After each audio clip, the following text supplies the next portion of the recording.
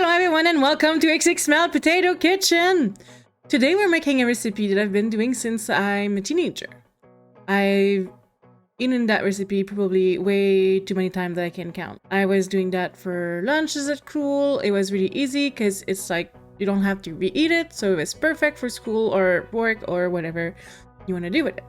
It is a macaroni salad.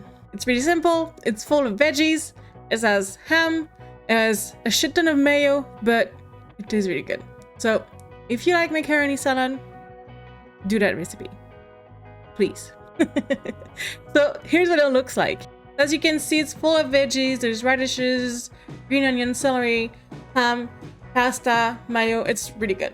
So let's get into it. You will need 1 stack of celery, 2 to 3 small carrots, 10 to 14 radishes, 4 pepper, color of your choice, like 4 green onion, a quarter of a toupie-style ham, and you will need to cut all of these ingredients into bite size or smaller.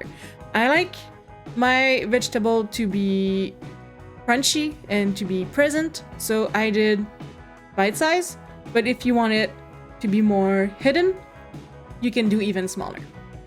So here you can see I'm prepping all of the veggies. While I was prepping the veggies, the pasta were cooking. For this recipe, I'm using a 900 gram of dried pasta that I cooked, but you can use less and use less veggies as well, because this is a big amount. It makes a good 7 to 8 portion at least. It makes a lot. So if you want to do less, I would use maybe a 450 grams of pasta and do everything half instead. So yeah, 900 grams of pasta with all of those veggies, and then once the pasta are cooked, you put them into the fridge to cool down while you do everything else. So I've just put all of my veggies into a big oven chicken pan thing. I have no idea how it's called, but in French it's a rôtissoir. Maybe it's the same thing. Let me know. And then I started prepping the ham. And ham always have some liquid, and I forgot, as you can see. So I cut 1 slice of the ham, removed the packaging, drained the water, cleaned up my mess, and went back to cooking. So I did 1/2 inch thick slices, approximately like 1 centimeter. And I then did the same thing for in the other direction, and then in the other direction. It might be confusing, but basically I did dices. I did bite sizes to have similar sizes in the macaroni salad. Once all of the ham is cut, you want to cook it.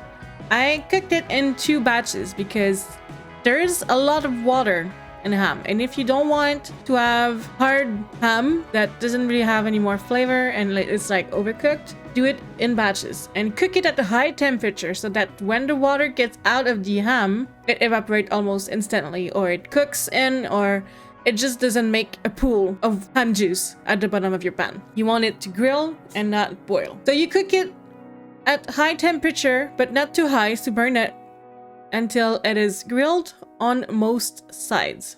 While it's cooking, I mixed the veggies together so that it's ready to get everything into the macaroni salad. And I took the pasta out of the fridge, as you can see here, and I mixed them with my hand because it was thick, because the pasta had some starch that like stick them all together. To prevent that, you can use some butter or some oil on the pasta and mix them well. I tried doing it, it helped, but it didn't solve completely the issue. So I recommend doing that just so that it does not become like stuck altogether. So once all the pastas are unstuck, you can start mixing them with the veggies. And once the ham is fully cooked, you can mix them into the salad. Then what I did is I did some homemade mayo, because homemade mayo is really good and it's better to taste than a store-bought mayo, in my opinion. So the ingredient you need for that is a cup of oil. I used peanut oil, and 1/2 tablespoon or 1/2 teaspoon of Dijon mustard, depending on how much flavor you want to put. I knew I would put some Dijon mustard as well into the macaroni salad for some more tasteful taste, seasoning, whatever, for more flavor. And so I've put a bunch in there. You need a tablespoon of lemon juice, salt, pepper to taste, And you can even put a garlic in there as well. And you want to put that in a container similar to mine, which is taller and wider, so that you can put the immersion blender in and make a nice mayo. I know some people say to mix some ingredient prior, like mix few ingredients together before mixing everything else together, but I just put my blender in and hope for the best. And it worked. It worked for me. One thing I can recommend though is to make sure that you clean properly your cup in between each mayo that you do, because I didn't, and my second one that I did turned out to be completely liquid and it didn't work at all. So 100% fully clean your container before doing a second batch of mayo, because this will take 3 batches of mayo to fully coat all of the pasta. But if you do half, then you should be able to do like 2 batches. So 2 eggs, 2 cups of oil, 2 tablespoons of lemon juice, and like a teaspoon of Dijon mustard for the whole version if you do have. Anyway, sorry if I'm confusing you. This is what I used. And then you put all of this into the pasta and veggies and ham, and you season. You need seasoning in everything. If you don't put seasoning by now, you're not watching my video properly. So you can see here I cut, but we can see that I added more mayo, and we can see a little bit of Dijon mustard. It's not the best shot ever, but that's the shot I have. Then some pepper, some salt, some parsley, oregano, and basil. I don't know which order, but that's what I added, and it was really tasty. You could put them fresh as well. I don't know how much, because fresh tends to taste a little bit less, but when you bite in it, it tastes a little bit stronger. So up to you. If you have fresh herbs, just do it. And then you mix everything together.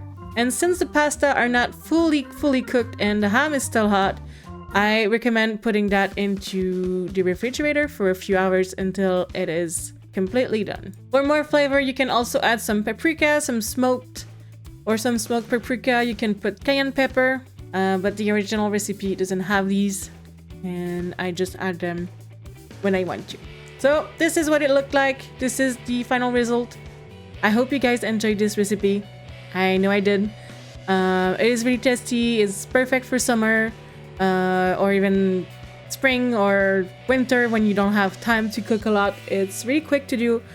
It's really nice to do. It's a really nice recipe. I do it often, and I hope you guys will enjoy it as well. And again, as usual, if you do it, share with me. Tell me what you changed. I am curious. I want to know. I will never be offended if you change something in my recipe. Everyone have different tastes, and who knows, maybe you will give me an idea that will be even better. So follow me everywhere: Instagram, Facebook, Twitter, Twitch. Join my Discord. Don't forget to subscribe if you like what you see here. The button is here somewhere. And yeah, I hope to see you next time, and let me know in the comments if you liked it. Bye bye.